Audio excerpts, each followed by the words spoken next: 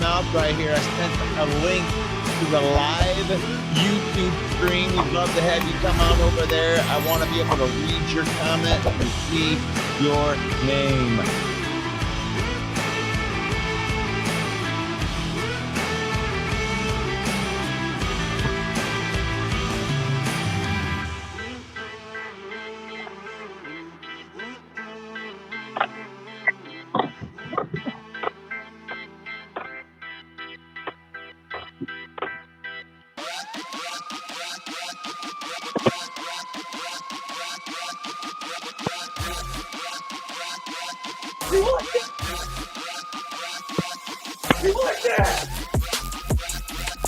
What playoffs?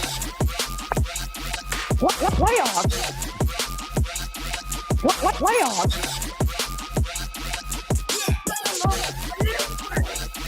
What playoffs?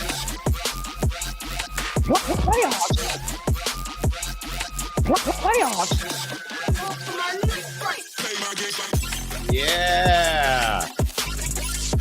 Yes, indeed.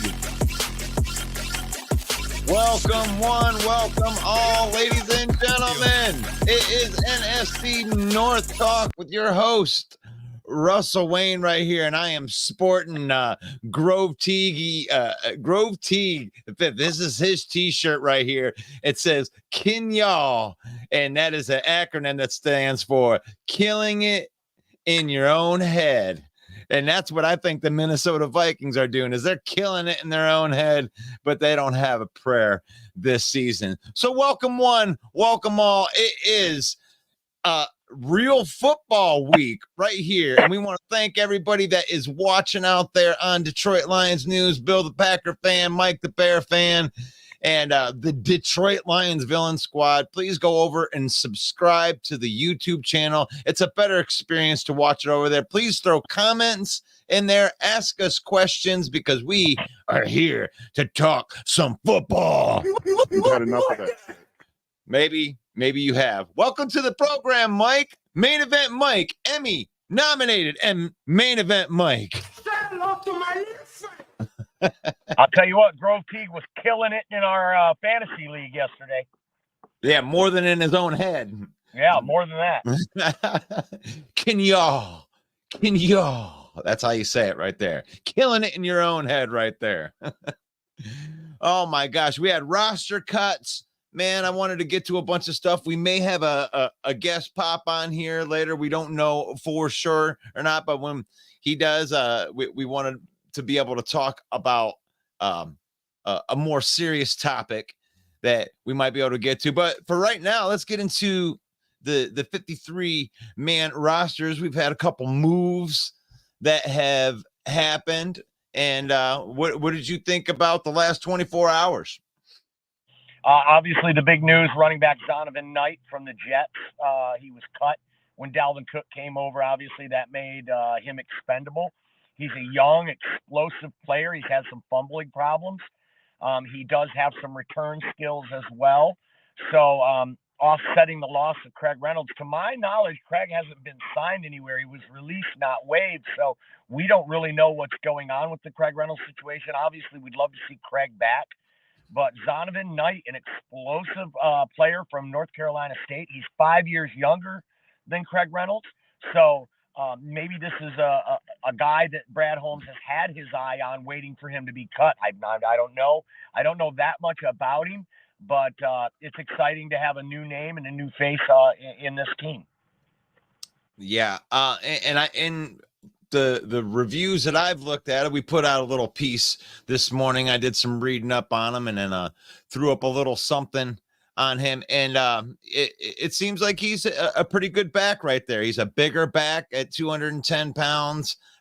They say he runs really, really hard, catches the ball out of the backfield, and did pretty well last year in a short stint when Breece Hall got injured. So we may have slipped onto somebody right here. He's really young, doesn't have a lot of tread on the tires. Great person to throw on to our practice squad right there. And that's what we talk about today. Let's see who we got into the comments right here. If we got any questions in there, because I didn't get a chance to say hello to everybody. I usually do that during the during part of the intro right there. But Brent's here.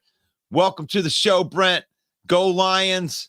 Detroit fan man asking Bear fans, who's the new Lions wide receiver? Doris Fountain. Doris Fountain. I don't know I much. think he went to LSU. I could be wrong on that, but I'm not familiar with the name very much. So Scotty Reno, what's up, Scotty Reno?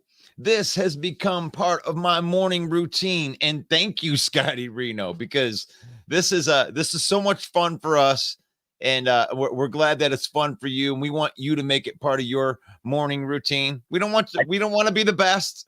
We just want to be part of your morning routine. You know what I'm saying? I envision Scotty Reno watching us or listening to us while he plays bass scales.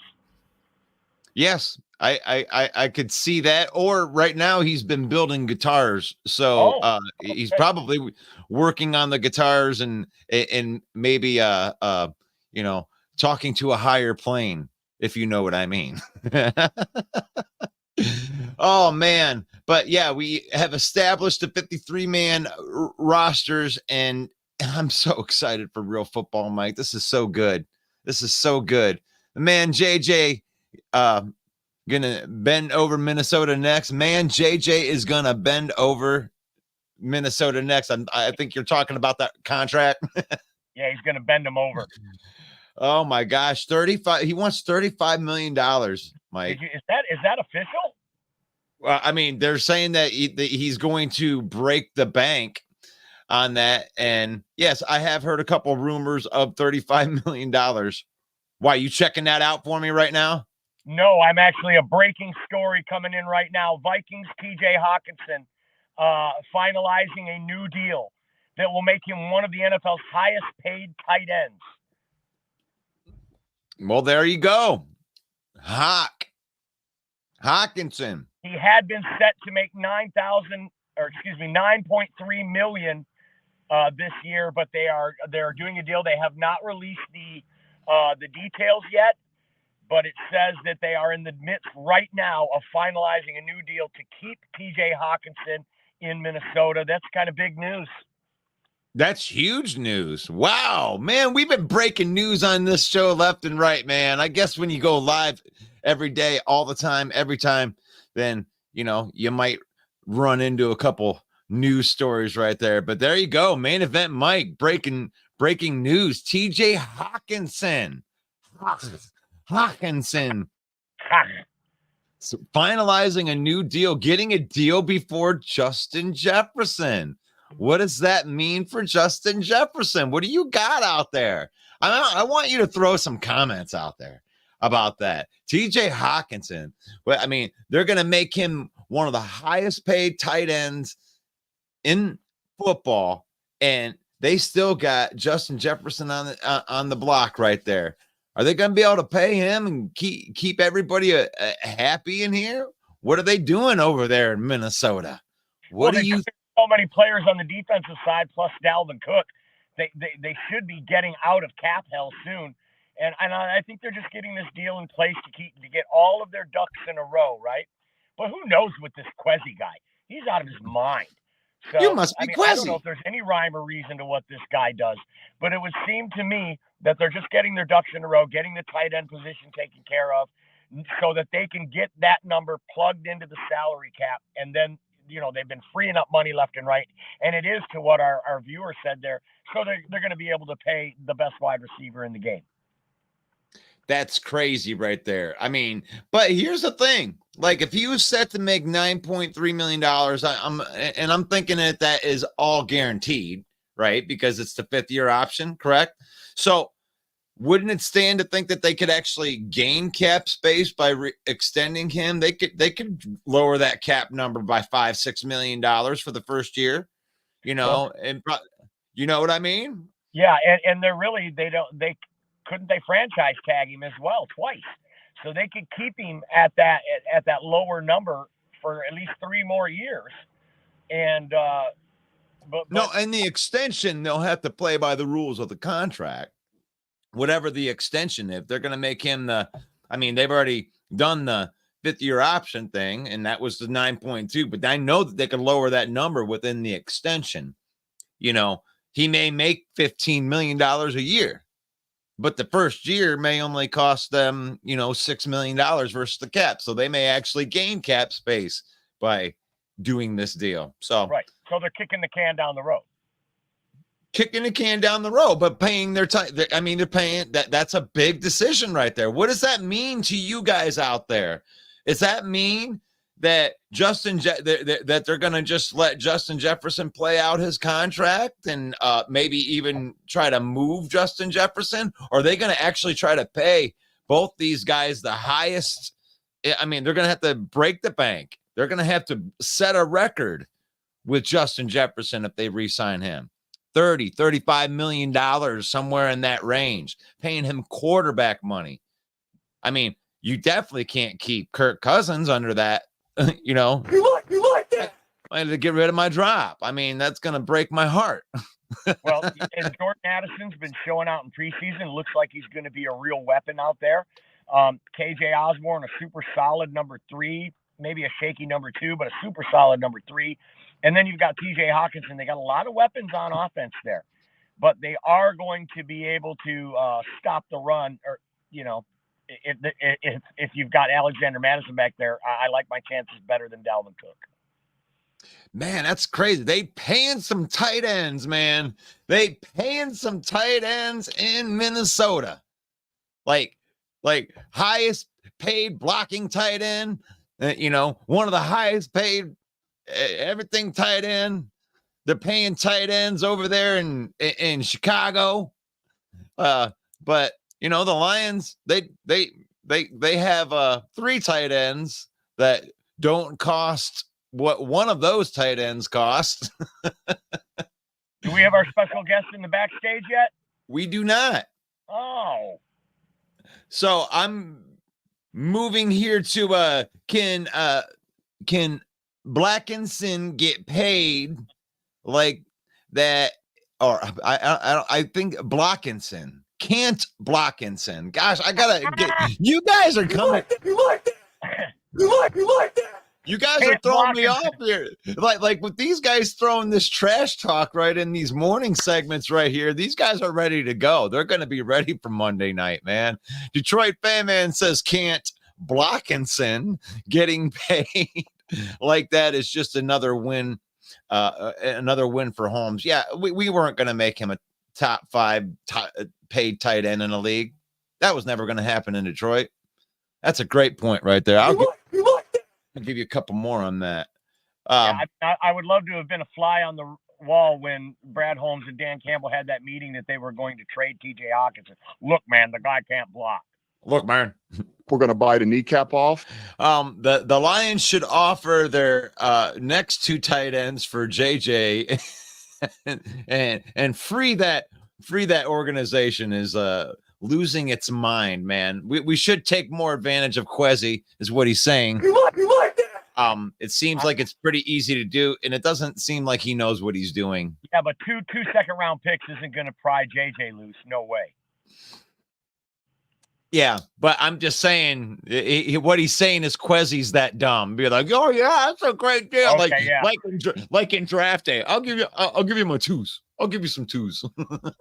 No, we couldn't do it for 152. Yeah, we won't do that. Nah.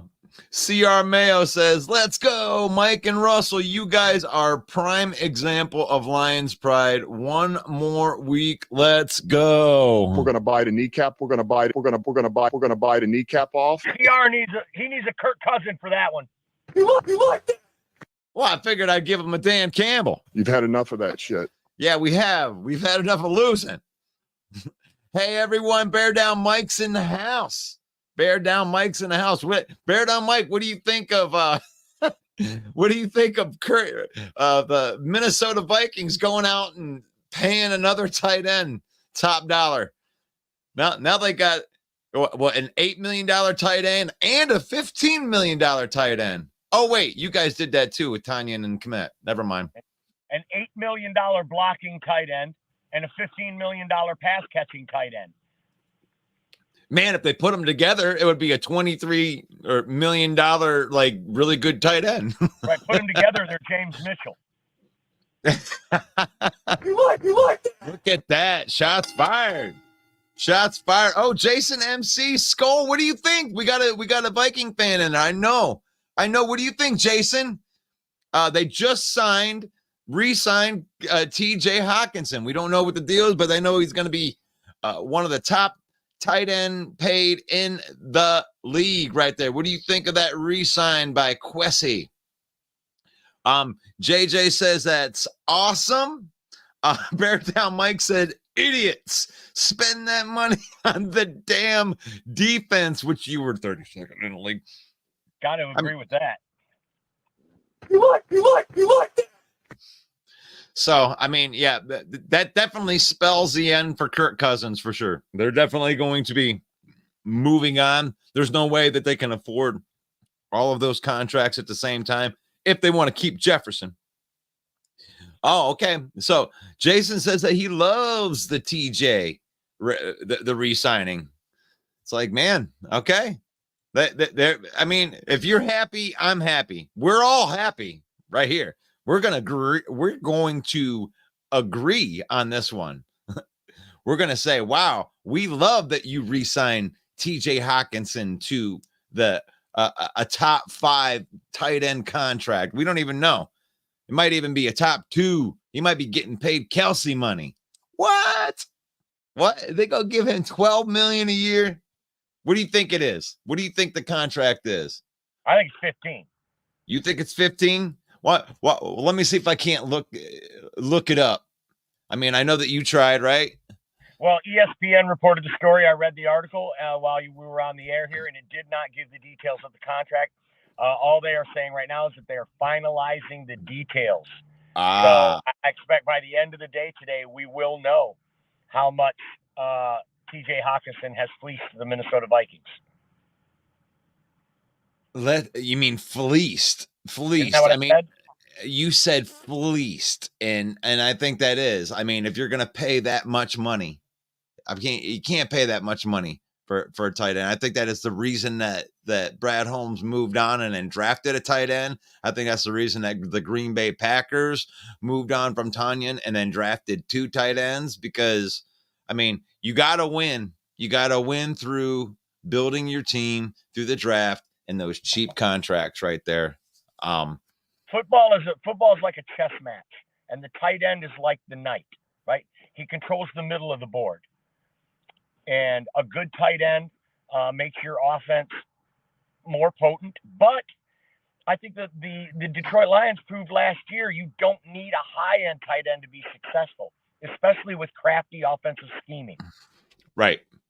And I think that is a lot to do with Ben Johnson. I think he was, definitely scheming that in there to happen, I don't think that Brock Wright is that good of a tight end, to be getting that open. So I think that's why that Ben Johnson got offered head coaching jobs, is because every year the amount of 12 personnel to the 2 tight end sets that NFL offenses use has increased every year. I think it's like 22, 23% now of the snaps in the NFL. You have 2 tight ends on the field. So we're seeing a lot of these teams go to these multi tight end sets and having higher profile and higher paid tight ends on the roster. Like you said with Chicago, and you're going to have 2 tight ends in Green Bay who are all going to have rookie contracts come and do at the same time if they both show out and prove. But right now, I think the Chicago Bears have the best tight end room in the division with Mercedes Lewis and Tanyan and Kmet. I think TJ Hawkinson is the best overall tight end in the division, so he should be the highest paid as well. Yeah, and you can argue that too. I mean, if they had the best blocking tight end and the best receiving tight end, I would probably lean towards them having the best tight end room over there in Minnesota. I got to give them credit somewhere, honestly. Did Hawkinson get more than Kmet? I'm assuming we don't know yet. I would assume yes, if they're saying that they're going to make him, one of the highest paid in the league.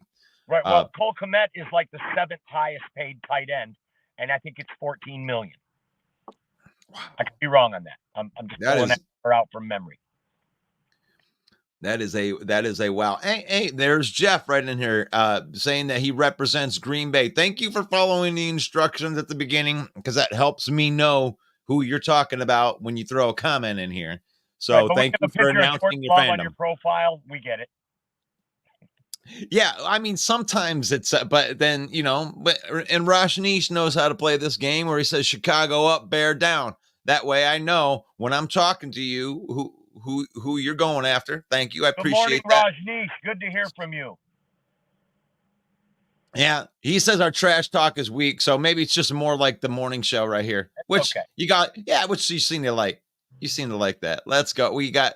I mean, we've hit all these comments that were in here. You guys aren't commenting a lot. If you're not commenting, can you at least give the video a like? That would be really, really cool. Or can you go over to the YouTube and give us a subscribe right there? Because you know what? Smash that subscribe button. Did you say smash it? Smash it. Smash that subscribe button. Oh, I love this. I love doing this. And that's what it is. It helps us reach more avid football fans, because here's the thing. One of the reasons we started doing this is because I wanted this. I wanted to be able to go someplace where I could just run my mouth about football around a bunch of other people that love to do that. And now I have my dream. And, it may not in the backstage yet, huh? No, there's nothing in the backstage yet. Maybe I'm getting stood up. Maybe you're getting that, and that's why I'm not going to go ahead and say any names or anything like that. No. That way, so we'll just go ahead and we will save that subject though, because it is a good subject, and I do want to hit it at some point in time, and maybe we can hit it on just the podcast version, which we are going to be breaking down this Lions roster on our podcast today. I actually put work into this, Russ. I developed some great questions to ask our guests, some in-depth, thought-provoking stuff. It's exhausting ripping on Packer fans every day, and I'm just kind of burned out on it. There's no challenge there anymore. I don't even think Robert will be back anymore after yesterday. So I really want to kind of turn it in a different direction and ask some good, thought-provoking football questions to somebody who really knows. So hopefully our special guest doesn't stand me up today, and I did all that for nothing. Well, it's only 11:30 right now, and but I'll throw this question out there to you, whoever's watching. What are your biggest surprises? I mean, and I don't know your practice squad like I know my practice squad. So who are you happy that came through and got onto your practice squad, or somebody that you picked up from your team? Bear fan, Viking fan, Green Bay Packer fan. Lion fan. That's straight. That Komet contract, 4-year, $50 million. Yep. I'm saying that's like $13 million, no, $12.5 million a year. And I know he's in the top 10 of paid tight ends, between 5 and 10. Yeah. Gosh, Dom, I'm with you, brother. I am so excited for football next week. I mean, we have 1 week, a week from today, during the morning sessions. You and I are going to be talking about, hey, Mike, tonight we're going to be playing the Kansas City Chiefs at Arrowhead Stadium in a real football game in 1 week.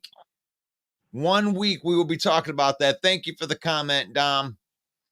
Oh, by the way, you're on the Facebook. We do have the link to the YouTube. It's a much better experience. We got some peeps over there right now. Why don't you go over and subscribe to the YouTube channel? I can see which ones are on YouTube. They have the little things on there. I love it. I love being able to know. But they have their names on there. Not everybody's name shows up, but yes.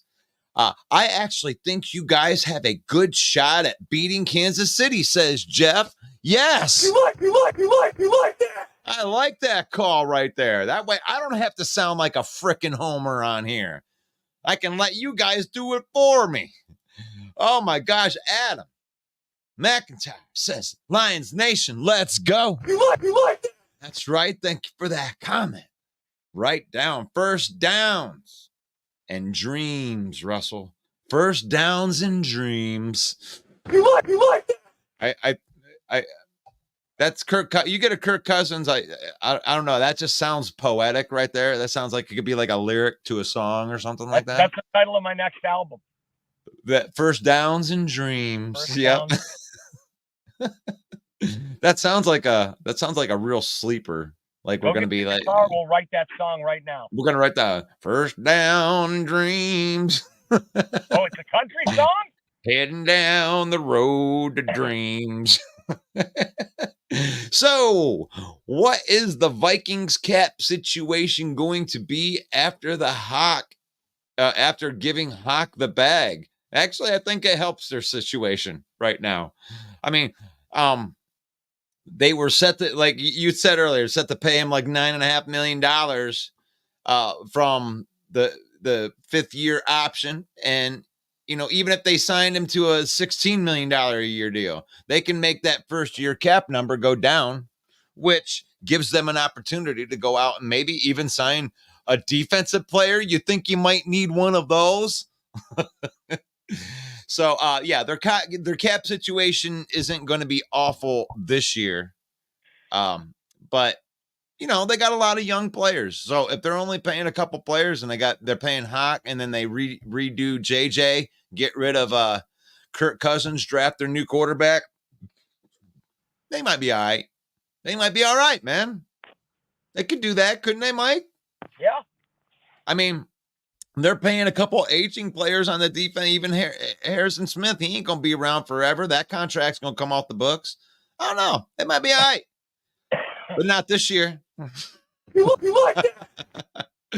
Oh, gosh. Will Harris over anyone we cut on the practice squad? Yeah. Absolutely Will Harris over anyone that we cut or is on the practice squad. Will Harris, a lot of Will Harris haters out there. But if you saw if you obviously didn't see the improvement, you're still living in 2021 because the improvement from 2021 to 2022 with Will Harris was huge. A lot of Will Harris hate out there. I trust Brad Holmes and Dan Campbell a lot more than I trust any of those guys saying that. You know what? I went in and let me pull this thing back up right there. And pull up the PFF grades on Will Harris. I will, because it's not like they're going to stand out. He's not Jalen Ramsey guy, but you guys that have been really hard, the ones that have been saying that he sucks. If you're looking at 2021, I feel you. He had a 42.6 overall grade. He was one of the worst defenders on the field. But here's the thing, going from 2021 to 2022, what Aaron Glenn has been good at doing is developing secondary guys. And a lot of secondary guys, including Will Harris, played very, very well down the stretch last year. And his overall PFF grade was 63.7. That's a drastic improvement. And in coverage, he was 66.9, which was a drastic improvement. And those are good grades. 66.9 coverage grade for a cornerback. That's exactly what you're looking for. That's exactly why they kept him over an unproven Starling Thomas. And it was never Will Harris versus Starling Thomas, guys. It wasn't even close to that. You had 3 undrafted free agents and Chase Lucas that were all fighting for 2 spots. And guess what? 2 of those undrafted free agents made the team, and Stephen Gilmore could be a real dude. And Dorsey was forcing turnovers and looking like he's going to be a big contributor on special teams. So I have no problem with the guys that they kept. And Chase Lucas actually filtered through and made it onto the practice squad. So no harm, no foul. Good job. We always say the best ability is availability, right? That's the overused cliche. The best ability is availability. Well, you know what the next best ability is? Coachability. Oh, and you got a guy like AG who was an outstanding corner in this league for a very long time, played at a Pro Bowl level, and he's turning out to be a pretty good coach, especially like you said, of DBs. And we're seeing a progression. We're seeing improvement. So it shows the coachability that Will Harris has. He's able to take coaching and improve. And that's got to be and put yourself on an upward trajectory. That puts you ahead of undrafted free agents, no matter how talented they are. Right. And there was never any risk of Will Harris losing his job to those guys. And we got CR Mayo in here that says that he agrees with the Will Harris. And another thing that he improved really good, and we do have a special guest in the backstage right now while I'm finishing that up. All right. So, but one thing that he really did improve, if you get deep into the nerdy PFF stat, is the tackling. He became a much better tackler. He had some outstanding tackling games in there. But I'm going to bring up somebody that I've loved talking to right here, former NFL player Mark Schmidt is backstage. Welcome to the program, brother. Thanks, guys. Can you guys hear me all right? Yeah, your audio's I great. just want to make sure you hear me all right. I apologize. No, Just kind of audio's slept great. in a little bit this morning. What's that, guys? Oh, sounds great, sir. Thanks for being on the program. We really appreciate it. Oh, yeah, you're welcome. leave- Sorry I'm a little bit late this morning. My kids are with me, and there's a big carnival going on for Labor Day weekend. So, you know, like I said, we got just that going on. But it's nice to be with you guys. I do have a little problem with my hearing you guys, so just please speak up, and then we'll be great. Okay, that's great.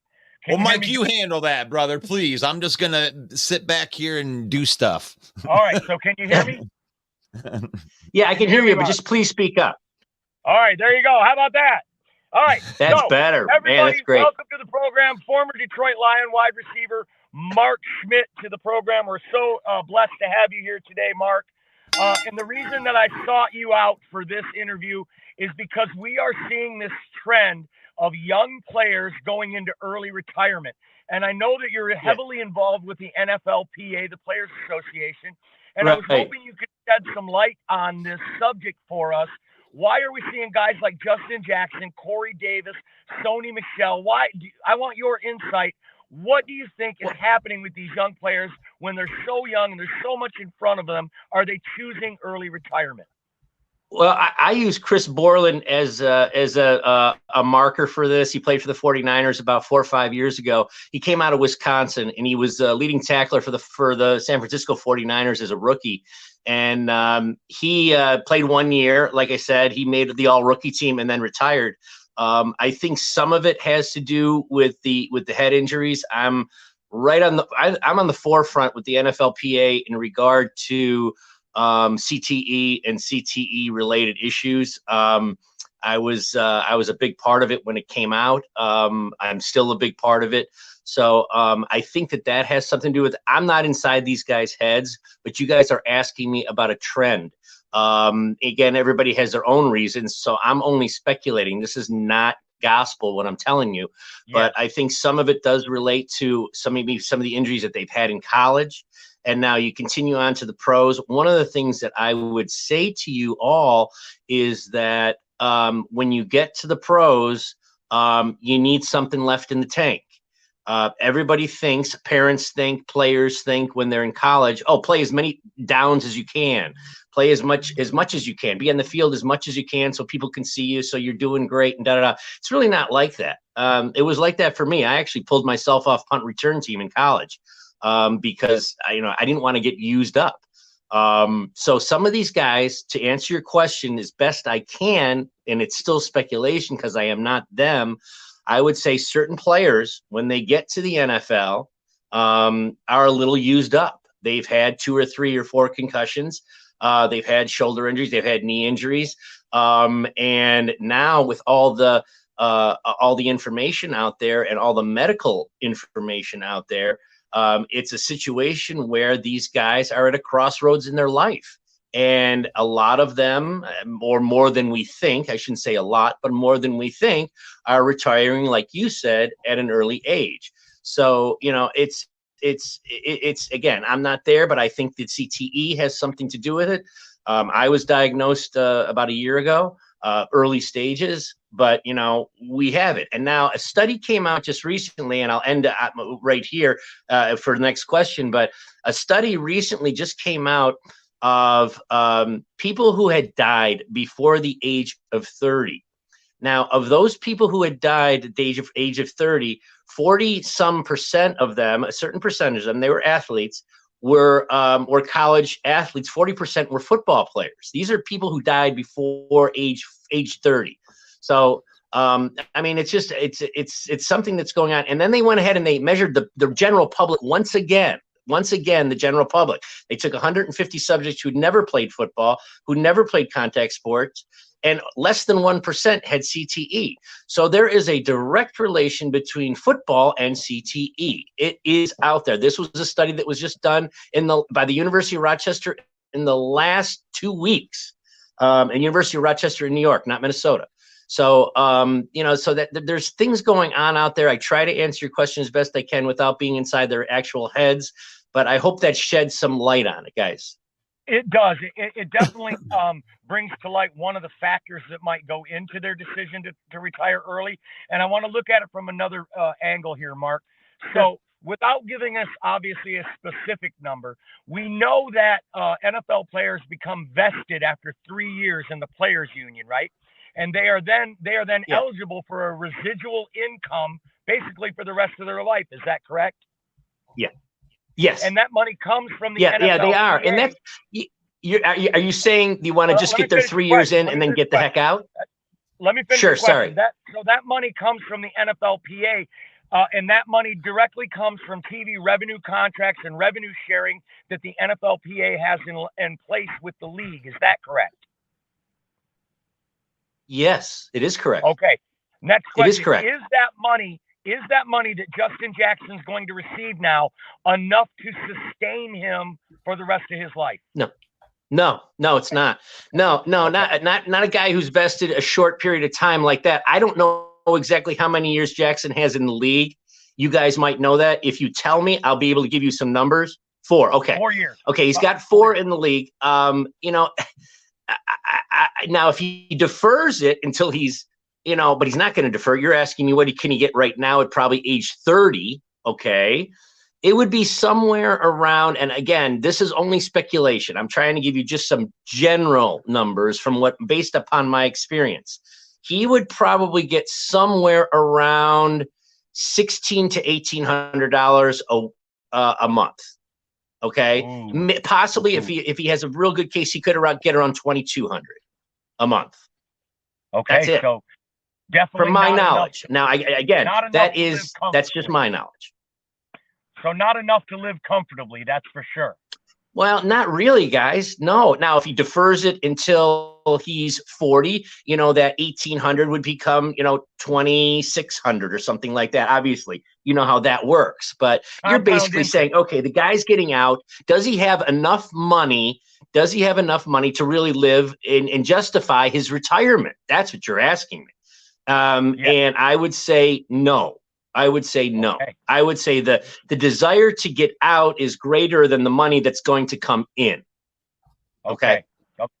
That's a great answer, Mark. Thank you so much for that. That clears up a lot. It's still very mystifying to me, and I think you bring a good point that it's probably a case-by-case basis, right? Everybody might have their own reasons for doing it, but we are seeing a trend, and I'm just trying to look for a marker. I'm trying to look for something that makes it appealing to these players to give up on their career, because obviously Justin Jackson probably had a place on this Detroit Lions team, if nothing else, as a returner, even if not a running back. Well, I would tell you this, is that, getting through an entire, and I saw this coming with Brady. And of course, Brady is a marker, and it's a popular marker, but he is a popular marker. To go through an entire season with, like a Coach Arians, who I played for, Bruce Arians, that is a real laborious task. I knew after Brady had won the title with Coach, with BA during, the 22-21 season, I knew that was done. I had played for Coach, and, as great as he is, it's a tough and a laborious task. And Brady, thinking about retiring after that was probably a lot because of Coach and his demands. And I love Coach a lot, but it's a lot to take on. Dan Campbell is a lot to take on. He's a lot to take on.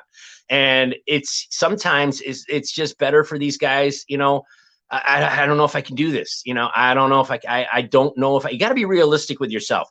Yeah, you're a pro athlete and you're expected to do that. This is what you do, right? But then you look inside yourself and you say, hey, man, I got 3 or 4 years in. I can get a job doing this. I can use my NFL status. Look at me. I played how many years ago? You guys are still calling me for interviews.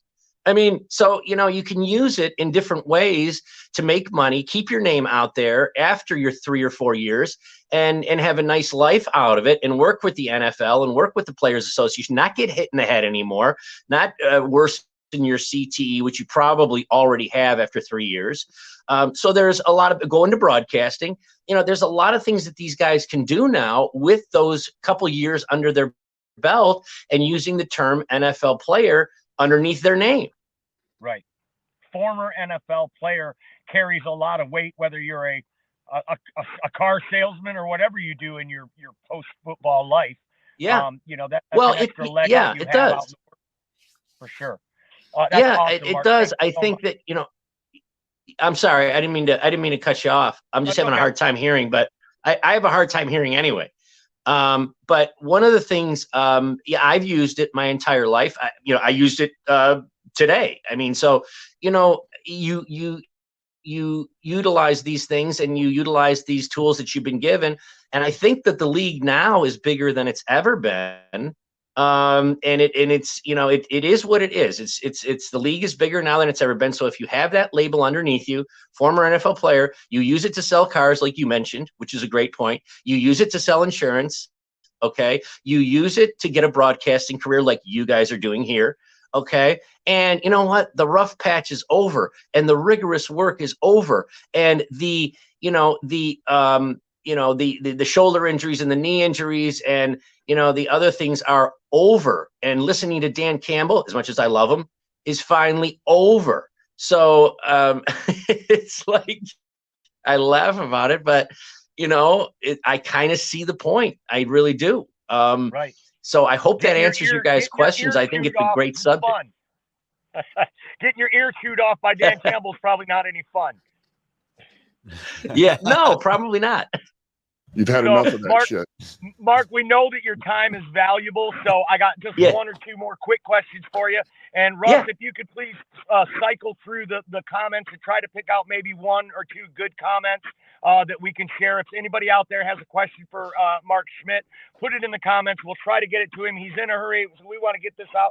One thing I wanted to get this is a personal thing for me, Mark. Yeah. You posted a picture a couple of weeks ago about training camp. When training camp broke and you were sharing your training camp experiences, and you had a picture there with a former All-American quarterback, Chuck Long, first-round draft pick by the Detroit Lions.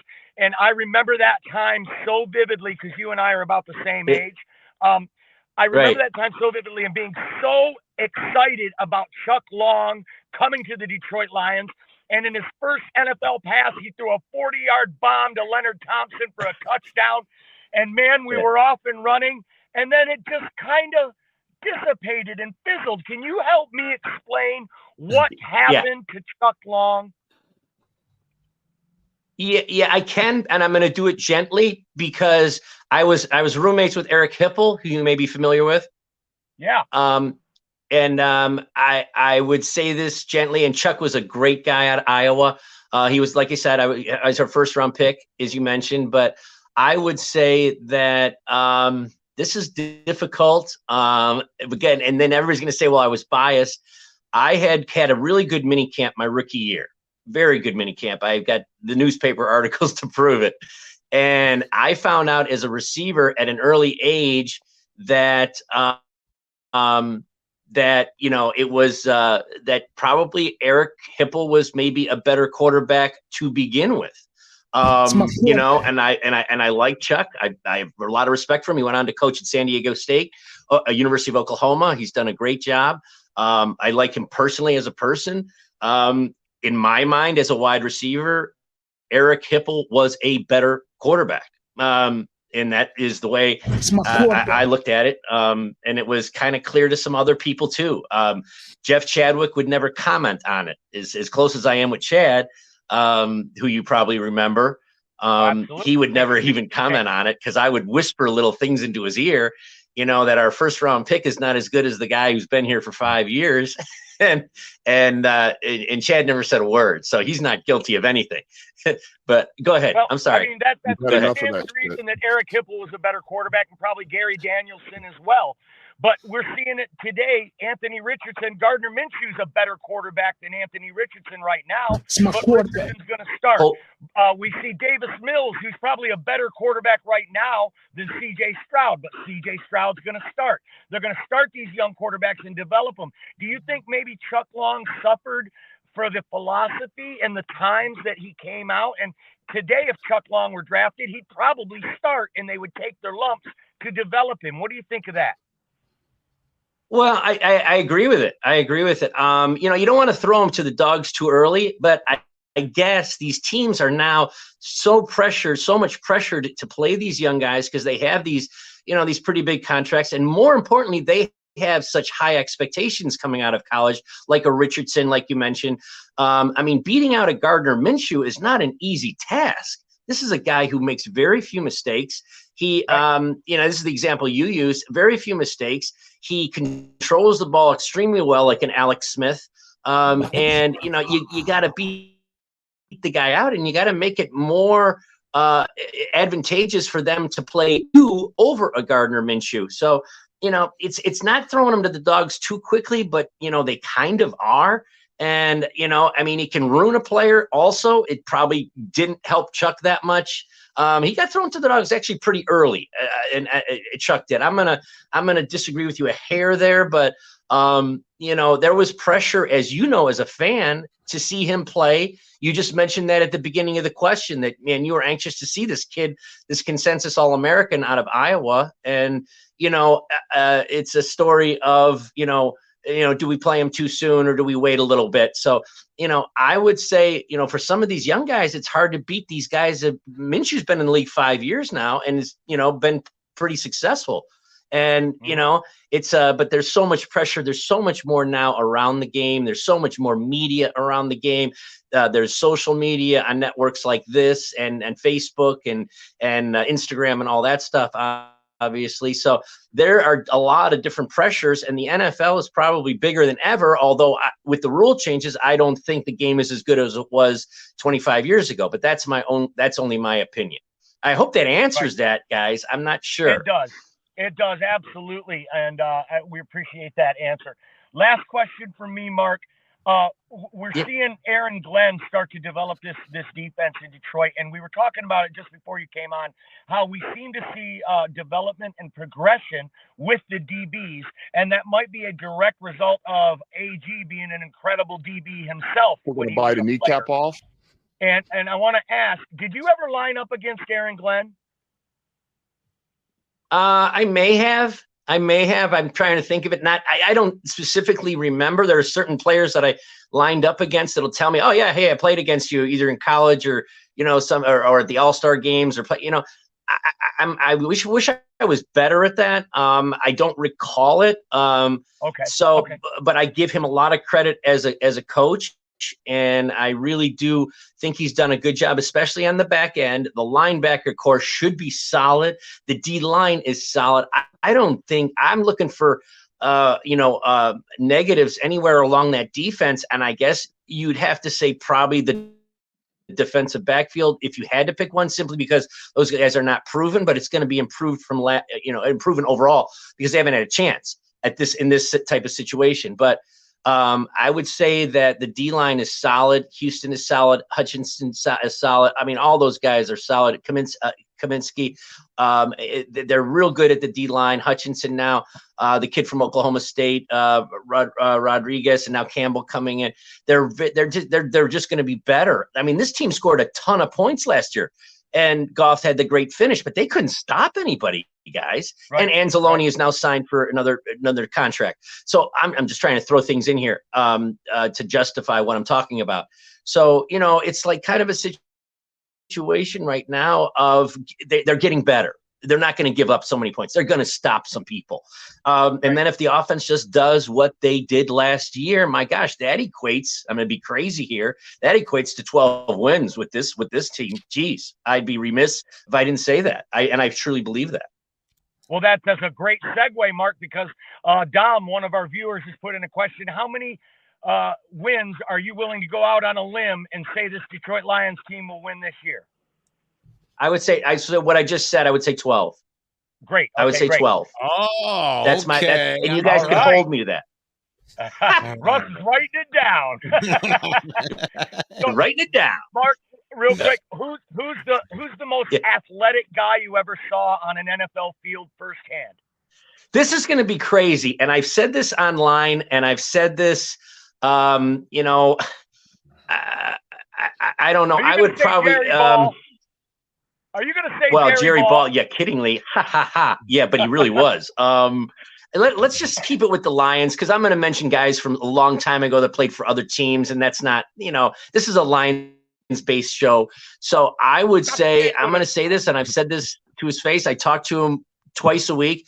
The most athletic guy on the team when I was there was Jeff Chadwick, and there really wasn't any question about it. Just a gifted athlete, ran routes incredibly well. I literally thought he was uncoverable. I played with Pete Manley, also good player, but not on the level of what Chad was, just athletically. Chad was a 6'3", 190-pound gazelle from a Division II school, and he was, in my mind, uncoverable. We ran a 40 one time.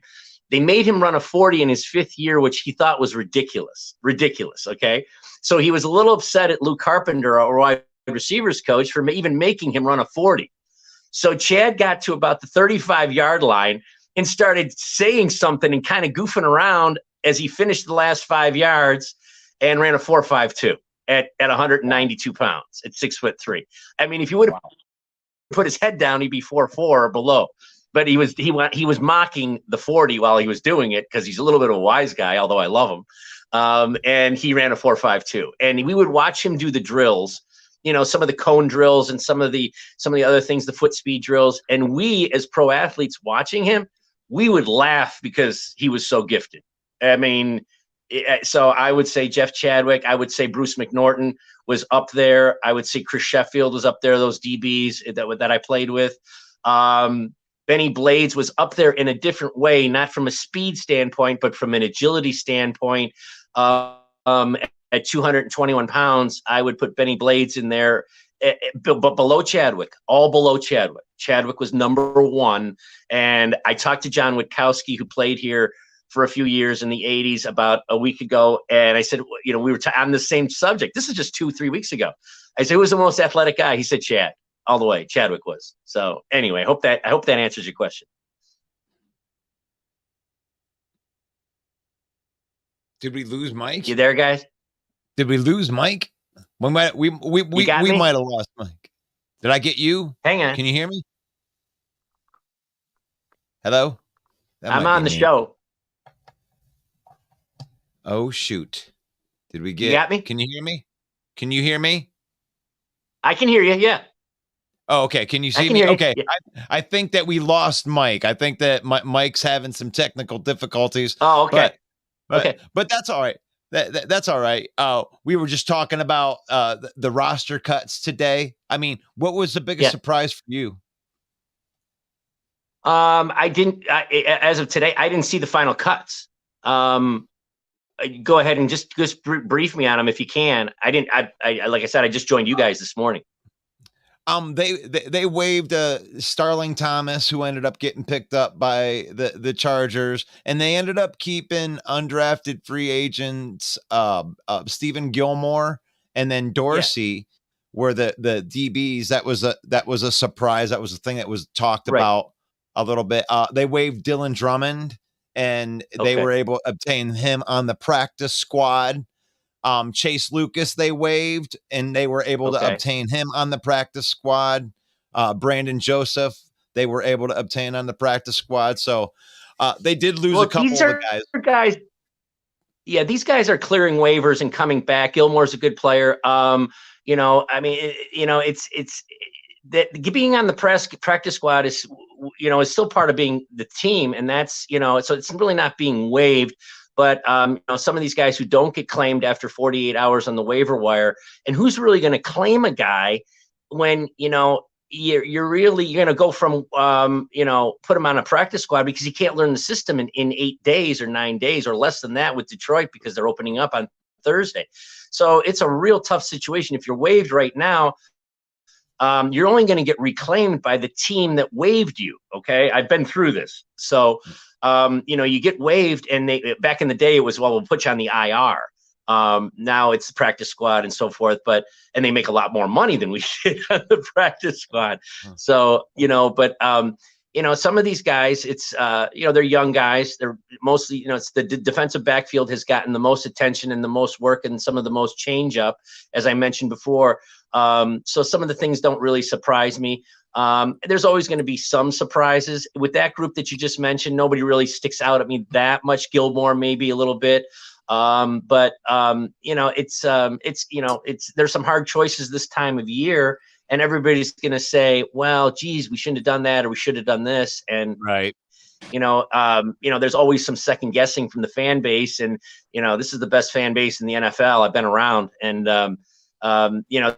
there's going to be some of that, but none of those really jump out to me. And the guys that they re-signed, it's probably justified. I don't want to second guess coach at this point.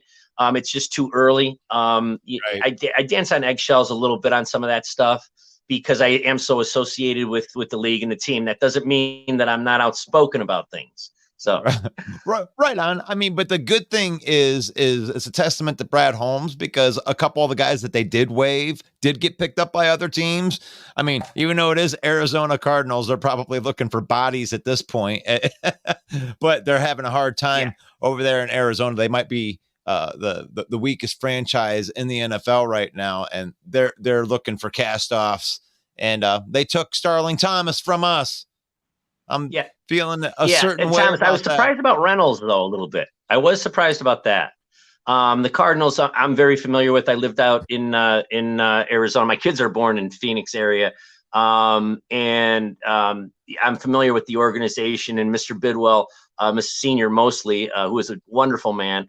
I actually spent time in the Cardinal facility for a while, and I have a lot of feelings toward the organization. And my former college coach, Bruce Arians, coached there for a number of years and turned the thing around. So I was a Cardinal season ticket holder for 7 years, believe it or not. So I'm very close with the organization, and I still am to this day. Anyway, sometimes people will say, "Oh, you played for the Cardinals." I'm like, no, I'm a Lion all the way. But it's funny that you mentioned that. Yeah, when you have a team like Detroit that's very, very good and speculated to be good, these guys that are being released from a better team versus a team toward the bottom is going to help you get re-signed with another team. So you make a really good point. That some of these guys that were let go from a team that's the Lions that is expected to do really well and be in the top 5 or 6 in the league, a player cut from there has a very good chance at signing with a Cardinals organization, or even a team like even the Chicago Bears, who haven't had a lot of success last year. So that's I agree with it, and it's good for them. And when you come into this league, I'm just going to throw this in here. It's better to be drafted, and nobody will say this, better to be drafted or signed as a free agent by a team that is not so good. Okay. It helps. Okay. It just helps. Guys, I'm gonna let you go. I really enjoyed this. Call me anytime. Put this on YouTube. I think you guys do anyway. Yeah, we're all over the place. Thank you so much, Mark Schmidt, for being on the program. God bless you, and thanks again. Take care, brother. Thank you guys are great. You do a great job. You guys do a great job. You ask great questions. You guys are very knowledgeable. I just wanted to say that. I really enjoyed that. You guys are doing the right thing. I do a lot of podcasts. Some of the guys that do them are not so good. You guys are terrific. Call me anytime. I'd love to be on board with you guys during the season. So just let me know. Okay, gentlemen, have a great day. God bless you. Thank you, awesome. Sir. Thank you so much, Mark. That's Mark Schmidt, former NFL wide receiver, playing for the Detroit Lions. I mean, he has the experience of being able to say that he's been on a field with the greatest running back of all time, Barry Sanders. And that's got to be something that sits well like in his heart, in his soul. Wasn't And that great? Wasn't that was great, Russ? that was fantastic. It's like we were a real show for a minute there. we almost look legitimate. That's awesome. Hey, do you know why I cut out? Because my phone was sitting up on the steering wheel baking in the sun. And my phone, it said, your phone is too hot. And it shut me right on. I was like, oh, shit. Oh, you know what it was? It was all them hot takes that you guys were throwing out there. Damn. But damn. All right, let's see what we got into. I did star a couple of the comments. I don't know how much more time that you got, but we probably won't be able to get to any of the people today because, I have to peace out. I have to punt the ball down the road. But there are a question in here. Jason MC says, so it's interesting that the Detroit Lions went to just 2 quarterbacks and 2 running backs. So you want to address that first? Sure. You got one. You've actually got a third quarterback on the physically unable to perform list. So there's a third. He'll be activated by after at least 4 weeks, but at some point during the season, he'll be activated. So they got that as a backup plan. We did just get another running back to the practice squad, Zonovan Knight. Craig Reynolds was released, not waived. Somebody might get injured. There's a chance, right? That'll open up a roster spot. Also, some guys might get traded. There's still trade options out there for the Lions, and we might free up another roster spot to bring another running back. So I think you never see teams carrying more than 4 anyway. You do have Jason Kabinda, who is a third running back. Sure, he's a fullback, but he's also a third running back. And if if something crazy were to happen in a game, he could take handoffs and run the ball. So I think we're in a good spot as far as that goes. I would feel okay giving Khalif Raymond the ball on a jet sweep or an end around. You can get creative in the running game with wide receivers as well. So I think the Lions are in great shape, and it's important to have those other roster spots for DBs and offensive linemen, because as the year starts to wear out, you're going to need those extra positions. And I'm glad that you brought those things up. And then what was left over right here is the fact that they kept Ifeatu Melifonwu and they kept Julian Okwara, and both those guys are injured. They do plan on putting those guys in and putting them on injured reserve so they can get them back this year. And the reason that they had to have them on the roster was because if they did it before 4 p.m. on roster cut day, then they would. Ross, they just got the deals of the TJ Hawkinson deal just came in. I'm going to do the math right now. 68.5 million divided by 4 years, a $17 million contract for TJ Hawkinson. You heard it here first. $17 million. Jason, what are you going to do? Skull, that stands for stop, Quezzy, or lose. This guy's out of his mind. $17 million a year for 4 years.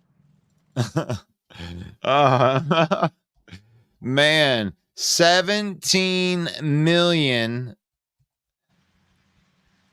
per year. North of 17 million. 68.5 over 4 years. Wow. I just you wanted to write it up because I want to put it up. Look at that. You figure what they're paying the blocking tight end, which is what, $8 million? You're looking at $23 million in your 2 tight ends. In tight ends. Unbelievable. Man. Wow. And man, that is crazy. That is crazy. What say you? What say you, Viking fans? How do you? Wow, 17 million for Hawkinson. Answer. You gotta answer that. Answer to that, guys. This is per ESPN. Per ESPN. You just answered the question. Love that. Let's see. If any team in the North could take over, what team do you think that would be? And I think that was a question probably for Mark, right? Yeah. I think the short answers there is that depends on Jordan Love, because if he turns into another Hall of Fame quarterback in Green Bay, it will definitely be the Packers. And Brent's on here saying, great show. Loved Mark's insight. That was such a blessing right there to have Mark Schmidt on here. I have had a couple conversations with him before. He's just a great dude, very knowledgeable about, the deeper things inside of being an NFL player, the things that you're probably not thinking about, and opened up our eyes to a lot of different things right there. Who do you guys see giving the Lions a problem to win the North? Only the Pack. Only the Packers. And that's because of their defensive line and their offensive line are good to where they can get into a fight with us. And we can settle it. We can settle it like gentlemen. The other two teams, musicians, what do we know? The Bears could run away with the division and blow everyone's mind. But that won't happen. I'm not going to subscribe to that until I have to subscribe to that. I don't see it. You can't lose your fighters and expect, to win these games. The Lions are built to beat people up. That was great. And wow, overpaid coming in from Dom. Dom, I appreciate you. I hope that you do find the YouTube in there. I did throw the link to the YouTube back in there. I don't know if you go up through the comments, you might be able to grab it and go subscribe to that channel. Detroit Daniel said that Hawkinson's greenbacks from the Vikings, my goodness, robbed them. Absolutely. Brent DeWitt, $17 million a year. Wow, way to go, Vikings. You see? We're all cheering for you. Yay, good job, Vikings. Way to pay them. Way to give them all that money. We love it. You like that. I mean, you can tell me that you like it, but I know that you don't like it. I know in the back of your mind, you're going, my God. $25 million on tight ends, and we haven't signed JJ yet. Well, you got to figure Kirk Cousins is on the last deal at $45 million.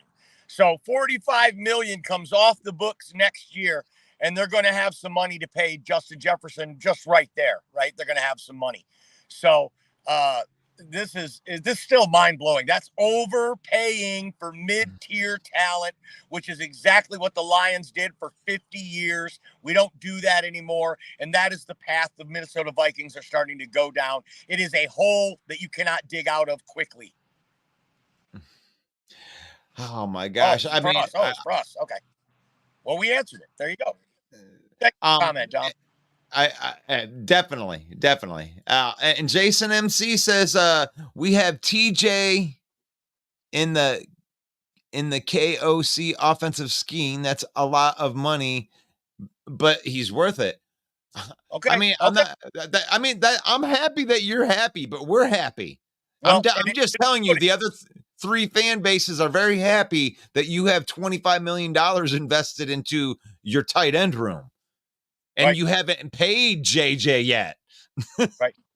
And we did see down the stretch, to Jason's point, of the regular season last year, TJ Hawkinson's target share just growing every game. He even topped out at 16 targets in one game. And then in the playoff game, he had 11 targets. So, yeah, if you're going to give that big of a target share to one guy, then absolutely you should pay him. But you overpaid for him. There's no way around it. And this is the greatest way to pump out GT's shirt right here, which is Kinyo right there. And this shout out to And We Know Sports and Sir Slap Nasty. And this is killing it in your own head. You're killing it in your own head if you're enjoying that TJ Hawkinson extension. We all love it too. We're watching you and everybody else. Oh, you like if you like that, then we like that. Way to pay $25 million to your tight end room. I love it. Which stands for Quezzy is not your obvious head of management. Oh, one funky Lions fan says 17 LOL. I'm glad for Hawk. Even happier for Quezzy and the future of the Vikings. Can't wait to see what happens with JJ. Yeah, they should just give him 40 million. Like, whatever. We got Who needs a defense? who needs a defense, right? Hawk is paid way too much, and there's the reason why Brad Holmes moved on from TJ Hawkinson. This organization was never going to pay him $17 million a year. Woo! Brent says 17 million for Hawk make me wonder how much they will pay JJ. Yeah, they might give him as much money as Matt Stafford. Unbelievable. Oh, wow. Sarah says news break. TJ Hawkinson ear infection and lower back problem has been cleaned up. Yeah. Yep. 17 million times. Yeah. They went in there with the fine tooth comb right there. And I love Sarah. She's great. oh, she can't like that, Sarah. I mean, I'm gonna. If you like it, then we like it, because the other three fan bases love the fact that you have 25 million invested into your tight end room. Sarah trolling her own team there. Miraculously, those ailments have cleared up. You get a fight. You like that. And you know what? It is okay to not agree. I mean, this is a trash talking room, but the reason why Viking fan doesn't show up here is for reasons like that. It's like, how do you defend that? How do you defend that? If the Lions did it, they'd be crucifying us. Oh my gosh, we would be getting crucified. Bill the Packer fan would be up. And I mean, I would have 3 messages in my inbox already, him trolling me. And he probably sent one to Rob Haspel's. Been like, yeah, nice tight end. And that means it's time for our Skull acronym of the day, which is stupid Quezzy overpaying losers. He's not. I mean, Hawkinson's good. He's good. He's good. I mean, A lot of drops. Oh my gosh. And hey, and one thing about TJ Hawkinson is when you absolutely have to have 8 yards, you can count on him for 5 of them. And Sarah, I'm not saying that you don't utilize tight ends. I'm just saying that this league operates on a salary cap, and you build your rosters, and there's 51 other spots that you got to fill up. And it is. I mean, if you're happy, I'm happy. That's all I'm going to say with that. I'm not going to argue with you about it, because, Hawkinson's a good player. It's not like he's like he was awful as a receiving tight end. Dude's top 5 in the league. Maybe that's a stretch. Top 10 for sure. We'll call him top 10. I mean, a whole bunch of people were drafting him as like the 5th or 6th tight end for their fantasy football leagues. That's what I noticed.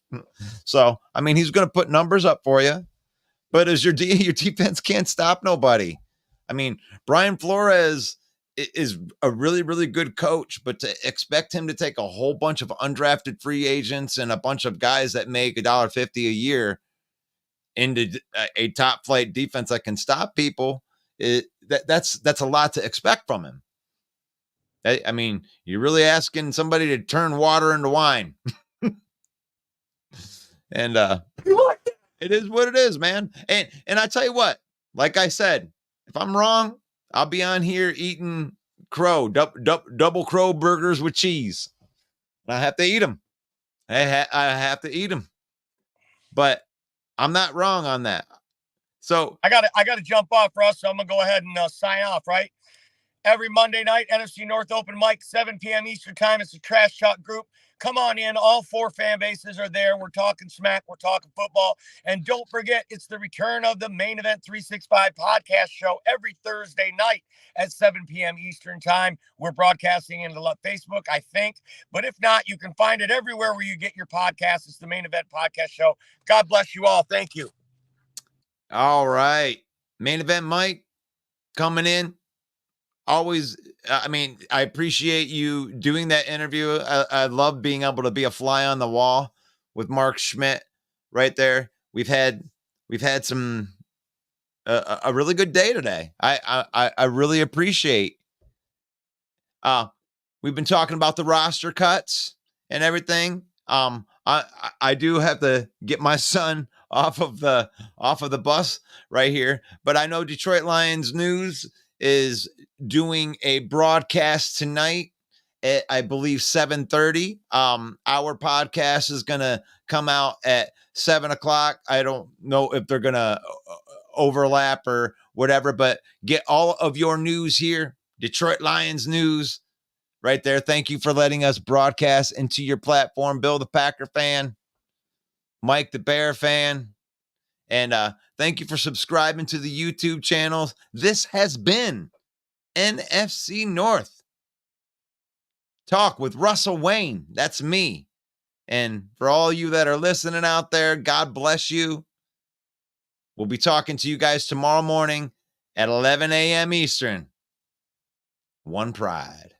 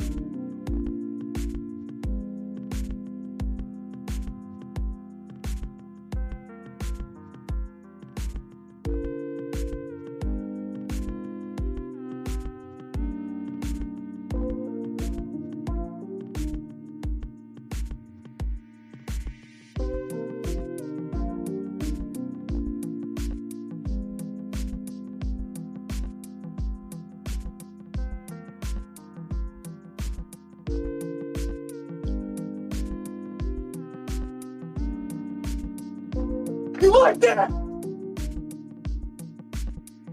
We're gonna bite a kneecap off.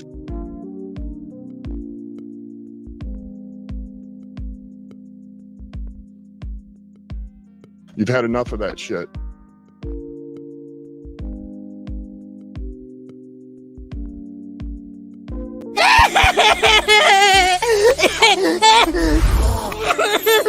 It's not fair. They were so happy. It's not gonna be okay. What's going on, Russell Wayne and the Main Event 365 Network? This is Jason Kabinda from the Detroit Lions. Here to give y'all a shout out, man. We appreciate all the support, man. Know you guys are big fans.